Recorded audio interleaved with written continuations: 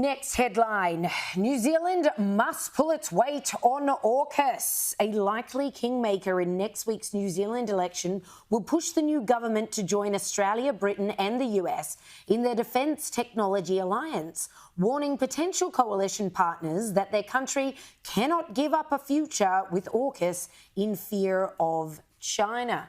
Well, we may have a little clue as to why they're not currently pulling their weight with AUKUS. Here was the current Prime Minister today saying he doesn't even think Xi Jinping's a dictator. Do you agree with US President Joe Biden's assessment that Xi Jinping is a dictator? No, and the form of government that China has is a matter for the Chinese people. Oh, yeah. Well, whether or not he's been crushing them underfoot repeatedly and, invading their privacy and treating them like serfs, that's a matter for them.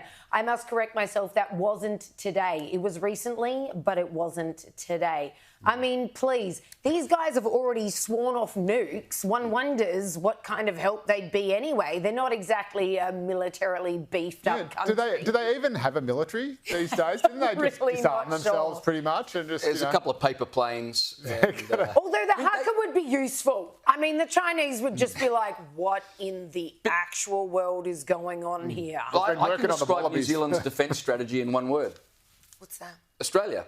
They're banking on the fact that if anything bad happens, don't worry, the Aussies will come, the swim Yanks over, will sweep down. Yeah. They sucked up to China for financial gain, signing free trade agreements, thinking foolishly that China are modernising.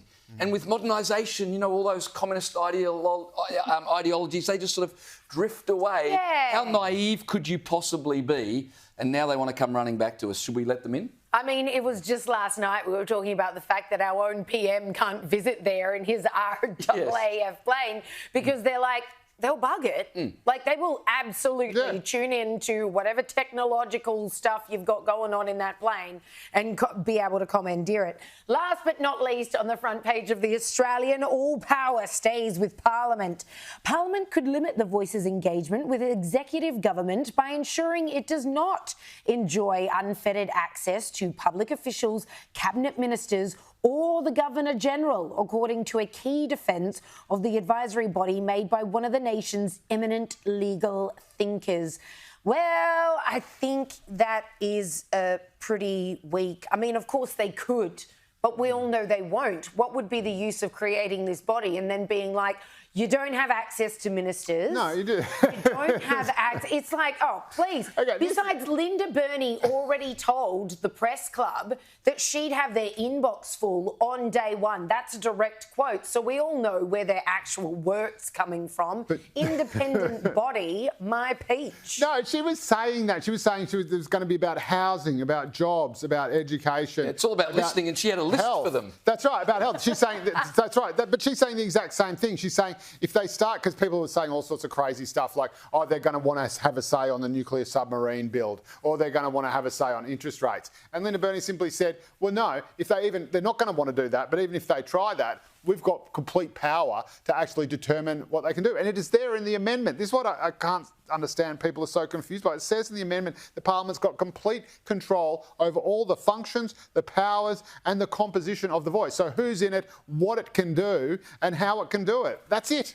And that now this is the most recent Chief Justice of the High Court. This is the most senior legal mind. Well, we know the High Court is split on this. But isn't the problem where... Well, the current High Court can't offer a decision at all. No, but in terms of their opinions on the Voice, there is no consensus. Former High Court justices have offered different ones, but the vast majority, including the most recent Chief Justice, there's no other Chief Justice who has said that it's a dangerous thing. And Robert French is the most recent Chief Justice. So he's the highest High Court authority who can offer an opinion on this. Putting aside whether his opinion is correct or incorrect, isn't it emblematic of the problems the Yes campaign have had that, 10 days out from the referendum? Yeah. And we're still having these statements and these arguments about what it will and what it won't do.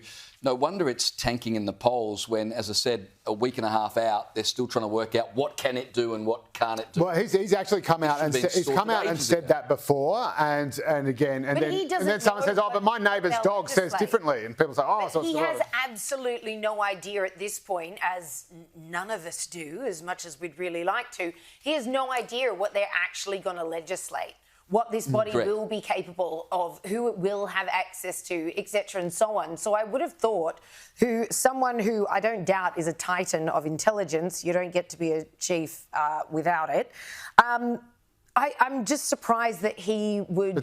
But that will be decided by the Parliament. That's exactly what he's saying. So the legislation from the Parliament... They might, perhaps. But even as the Parliament has the power to do. Even as a High Court Chief Justice, formerly, in this article, he says it's improbable, quote unquote, that if the Parliament doesn't properly consider the Voice's recommendations, it's improbable it'll end up in court.